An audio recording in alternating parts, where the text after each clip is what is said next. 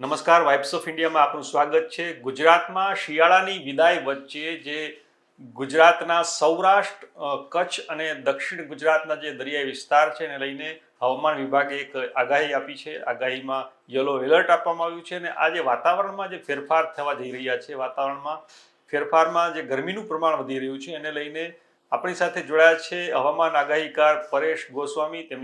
તેમની પાસેથી જાણીશું કે ગુજરાતમાં આવનારા દિવસોમાં હવામાનમાં કેવા કેવા ફેરફારો થવાની શક્યતા છે. પરેશભાઈ, આપનું સ્વાગત છે વાઇબ્સ ઓફ ઇન્ડિયામાં. નમસ્તે જી, શું કહેશો? હવામાનને લઈને તમારો અભ્યાસ શું કહે છે? કેવું રહેશે હવામાન આગામી દિવસોમાં?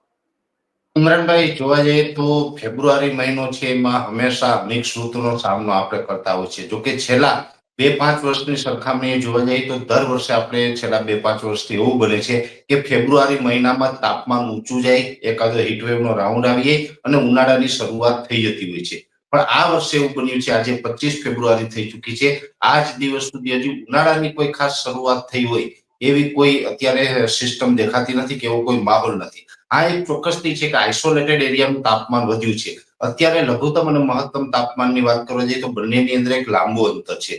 લઘુત્તમ તાપમાનની અંદર મોટા ભાગના વિસ્તારો એવો છે જ્યાં 11 થી લઈ અને 14 ડિગ્રી આસપાસ તાપમાન નોંધાઈ રહ્યું છે. તો મહત્તમ તાપમાન છે 32 થી લઈને 36 ડિગ્રીની રેન્જમાં છે અને આઇસોલેટેડ એરિયાની અંદર 37-38 ડિગ્રી સુધી તાપમાન નોંધાઈ રહ્યું છે. એટલે ઘણિયા ગાંઠિયા વિસ્તારો એવા છે કે જ્યાં 37-38 ડિગ્રી તાપમાન છે, ત્યાં થોડોક દિવસના ટાઈમે આપણે ઉનાળા જેવો અહેસાસ થાય છે. પણ સાથે જે રાત્રિનું તાપમાન છે હજી 18 ડિગ્રી કરતા નીચું છે. સામાન્ય રીતે જોવા જઈએ તો જે દિવસનું તાપમાન છે એ 35 ડિગ્રી કરતા ઉપર જોવા મળે અને રાત્રિનું તાપમાન છે મિનિમમ 18 ડિગ્રી સુધી રહેવું જોઈએ, 18 ડિગ્રીથી નીચું ન જવું જોઈએ. ત્યારે જ આપણે ઉનાળાની સારી શરૂઆત આપણે ગણી શકાય છે. પણ બંનેની અંદર તફાવત છે. દિવસનું તાપમાન પણ હજી અનેક વિસ્તારોની અંદર 35 ડિગ્રી કરતા નીચું નોંધાઈ રહ્યું છે. રાત્રિનું તાપમાન 18 ડિગ્રી કરતા નીચું નોંધાઈ રહ્યું છે. એટલે અત્યારે આપણે એક પ્રકારે મિક્સ ઋતુનો સામનો કરી રહ્યા છીએ. રાત્રિના ટાઈમે આપણે ક્યાંય શિયાળા જેવો અહેસાસ થઈ રહ્યો છે, તો દિવસના ટાઈમે આપણે ઉનાળો દેખાઈ રહ્યો છે. આ જ ટાઈપનું હવામાન છે એ આવનારા લગભગ 4-5 દિવસ સુધી આવું જોવા મળે તેવી શક્યતાઓ છે. આ એક ચોક્કસથી છે કે 10 માર્ચ આસપાસ, 8 અથવા તો 10 માર્ચ આસપાસથી વ્યવસ્થિત રીતે, વિધિવત રીતે ઉનાળાની શરૂઆત થાય તેવી શક્યતાઓ માની રહ્યા છે. તાપમાન છે એ ચોક્કસથી જે દર વર્ષે આપણે ઉનાળાની અંદર આકરો તાપ સહન કરતા હોય છે, ગરમીનો સામનો કરતા હોય છે, હીટવેવના રાઉન્ડ આવતા હોય છે, એ જ મુજબનો નોર્મલ જે ઉનાળો હોય છે એવો જ આકરો ઉનાળો આ વર્ષે પણ જોવા મળશે. ઉનાળો બિલકુલ નબળો જોવા નહીં મળે. પણ આ એક ચોક્કસથી છે કે ઉનાળાની શરૂઆત છેલ્લા 2-3 કે 5 વર્ષની સરખામણીએ મોડી થઈ રહી છે. આ વર્ષનો ઉનાળો છે થોડોક લેટ છે, પણ ઉનાળો હજી શરૂઆત થઈ નથી, પણ ચાલુ ટૂંક સમયમાં થઈ જશે. એ સાથે અત્યારે પવન છે એનું પણ ખૂબ મહત્વ હોય છે અને સામાન્ય રીતે પવનોની દિશા જ્યાં સુધી ન બદલાય ત્યાં સુધી ઉનાળો છે એની શરૂઆત થતી નથી. નોર્મલી જે આપણે શિયાળા દરમિયાન જે પવનની દિશા હોય છે ઉત્તર અને ઉત્તર પૂર્વની હોય છે અને જ્યારે પણ ઉત્તર પૂર્વના પવનો હોય ત્યારે હંમેશા માટે વાદળછાયું વાતાવરણ થવાના ચાન્સ પણ ઓછા હોય છે. ત્યારે ઠંડીનો માહોલ છે આપણે જોવા મળતો હોય છે. અત્યારે ફેબ્રુઆરી મહિનાનું છેલ્લું અઠવાડિયું ચાલી રહ્યું છે. અત્યારે પણ ઉત્તરના પવનો છે, ઘણી જગ્યાએ આપણે ઉત્તર પશ્ચિમના, તો કોઈ જગ્યાએ પશ્ચિમના પવનો છે. અત્યારે જે પવનની જે દિશાઓ છે ને એ બદલાઈ રહી છે. વારંવાર પવનની જે દિશાઓ બદલાતી હોય એને કારણે હવામાનમાં પણ પલટો આવતો હોય.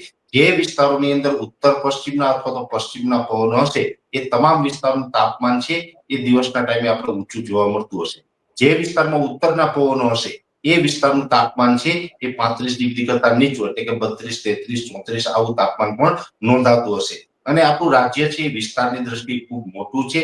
એટલે મોટા ભાગે એવું બને છે કે જ્યારે પણ ઋતુ ચક્ર બદલાય છે તો એક સાથે આખા રાજ્યની અંદર એક પરિસ્થિતિ જોવા નથી મળતી. એ પછી ચોમાસું હોય, શિયાળો હોય કે ઉનાળો હોય, ત્રણેય ઋતુની અંદર અલગ અલગ વિસ્તાર પ્રમાણે અલગ અલગ એના જે ઇફેક્ટ છે એ આવતી હોય છે.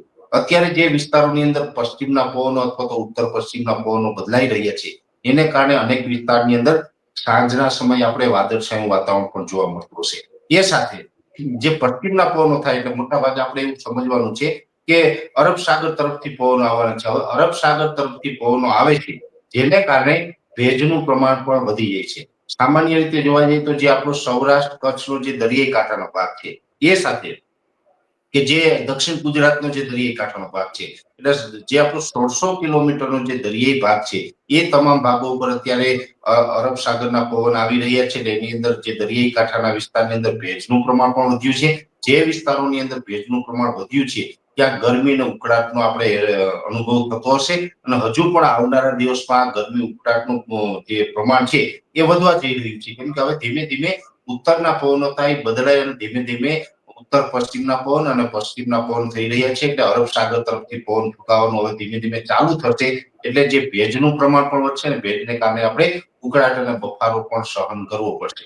એટલે આ એક ઋતુચક્ર બદલાઈ રહ્યું છે. પણ આ જે ઋતુચક્ર બદલાવાની જે પ્રોસેસ છે ઇમરાનભાઈ, આ વખતે થોડીક ધીમી પ્રોસેસ છે. જેને કારણે આપણે 15 ફેબ્રુઆરીથી જે વાતાવરણમાં જે બદલાવ જોવા મળ્યા છે, આ 10 ફેબ્રુઆરી સુધી આ રીતનું ચાલવાનું છે. એટલે કે 15 ફેબ્રુઆરીથી લઈને 10 માર્ચ સુધી આપણે મિક્સ ઋતુનો સામનો કરવાનો છે.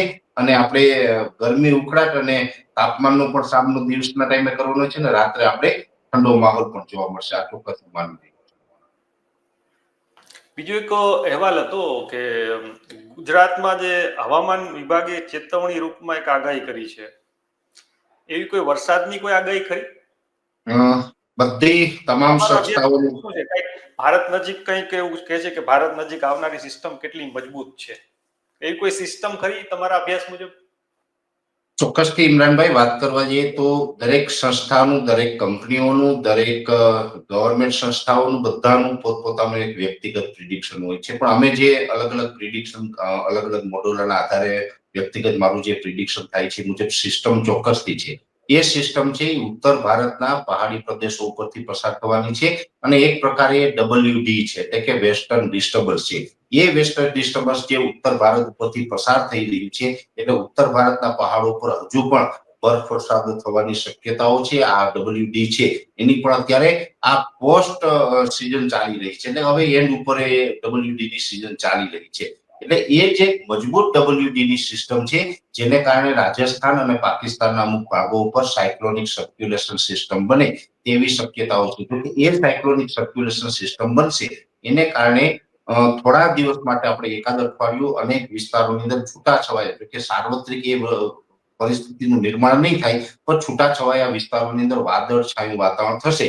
તો વાદળછાયા વાતાવરણ થવાથી કોઈ માવઠું થાય કે વરસાદ પડે તેવી શક્યતાઓ હાલ પૂરતી મને વ્યક્તિગત દેખાતી નથી. એટલે હમણાં કોઈ ખેડૂત ભાઈએ અત્યારે જે હાર્વેસ્ટિંગનો ટાઈમ છે, જે રવિ પાક છે, શિયાળુ જે પાક વાવેલો હતો, જેમાં ઘઉં હોય, ચણા હોય, ધાણા જીરું હોય, રાયડો હોય કે અન્ય કોઈ પણ પાક હોય, દરેક પાકનું હાર્વેસ્ટિંગ સિસ્ટમ છે. ત્યારે ખેડૂતોની અંદર પણ એક ડરનો માહોલ હોય કે આ માવઠું થશે તો તૈયાર થયેલો પાક છે એ ખરાબ થઈ જશે.